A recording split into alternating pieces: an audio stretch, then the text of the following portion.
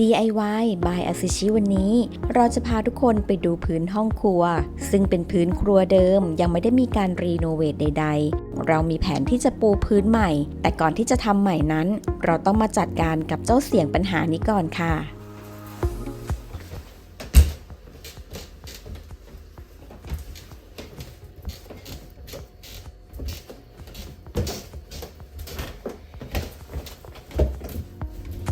สาเหตุเกิดจากตอนที่เราทำประตูรับบานนี้นั่นเองค่ะ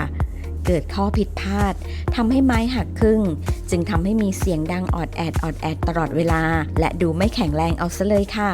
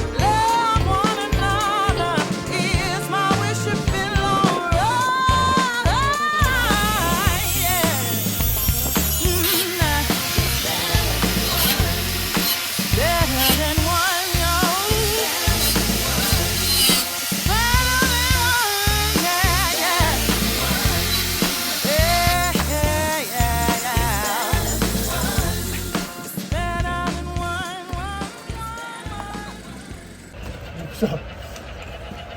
それは言っちゃうとか、びっくりした。